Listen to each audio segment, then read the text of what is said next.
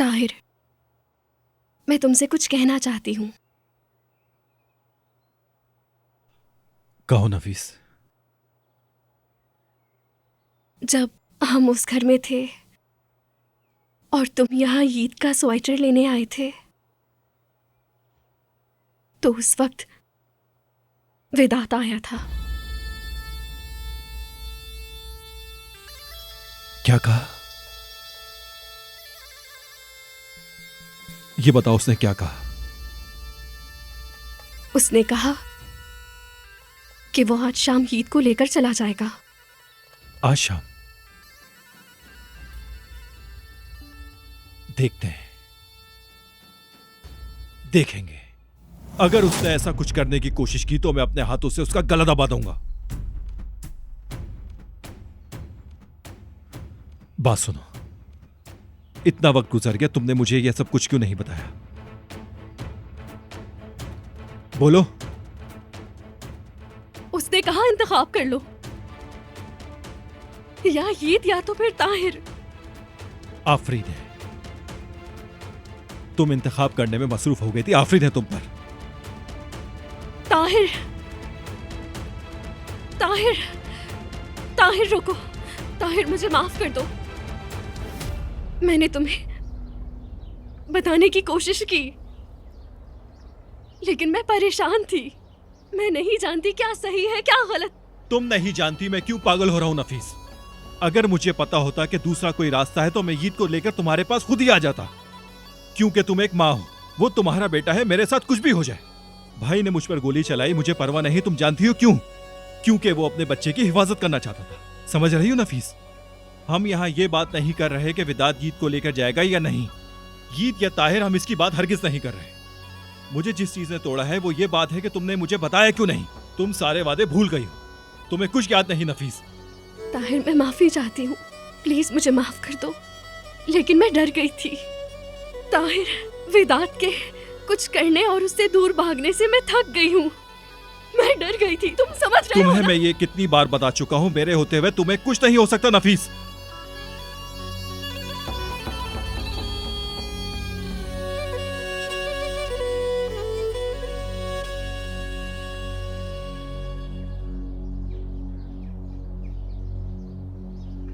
ताहिर,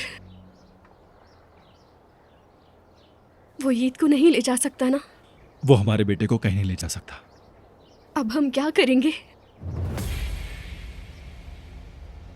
उसे कॉल करो, कहो तुमने फैसला कर लिया है, तुम आ रही हो। उसके बाद? मैं उसका ताकुब करूंगा। जब शहर से बाहर निकलो तो निकलने का रास्ता तलाश करना। इस तरह से वो इख्वाकार हो जाएगा और मैं अली के साथ उसे दबोच लूंगा। इसी तरह से हम ईद को हासिल कर सकते हैं नफीस।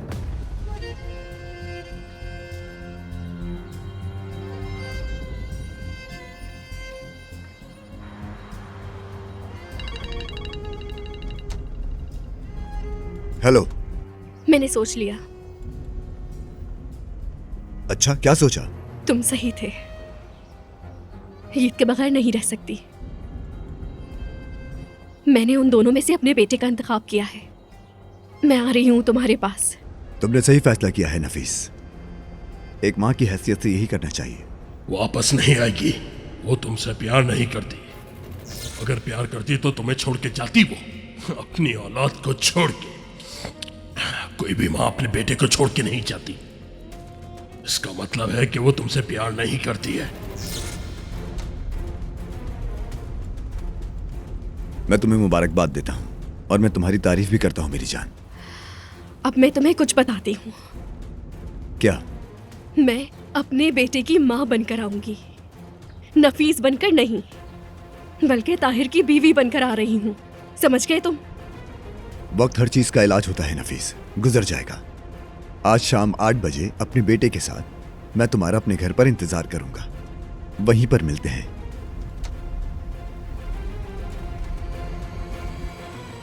क्या कहा उसने? वो शाम 8 बजे घर पर होगा। खूब, बहुत खूब।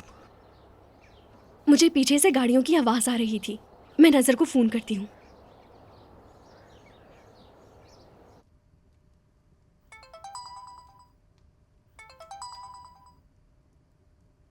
नफीस, क्या हाल है तुम्हारे? नजर, ये ठीक है? हाँ, ये ठीक है। वेदांत ने आज जाते वक्त कहा तुम अपनी अम्मी के घर चली जाना, पर मैंने कहा मुझे ये बात मंजूर नहीं है। और मैंने कहा ईद का क्या होगा? उसने कहा यहाँ बहुत लोग हैं, देख लेंगे। और मैंने उसको मना करा और वहाँ से चली गई। मैं जानती हूँ। अब वो तुमसे जो कहे करो। अगर वो कहे घर जाओ तो उसकी बात मान लेना, ठीक है? लेकिन उसके बाद क्या होगा? वो ईद को लेकर फरार होगा और फिर हम उसे अगवा के इल्जाम में पकड़ लेंगे। इस तरह उससे जान छूट जाएगी हमारी। हाँ, ये अच्छा रास्ता तो है, लेकिन तुम्हारा आइडिया तो अच्छा है, लेकिन अगर कुछ गलत हो गया तो? तुम्हें यकीन है हम बच जाएंगे ना? हम बच जाएंगे, फिक्र ना करो नजर। इंशाअल्लाह।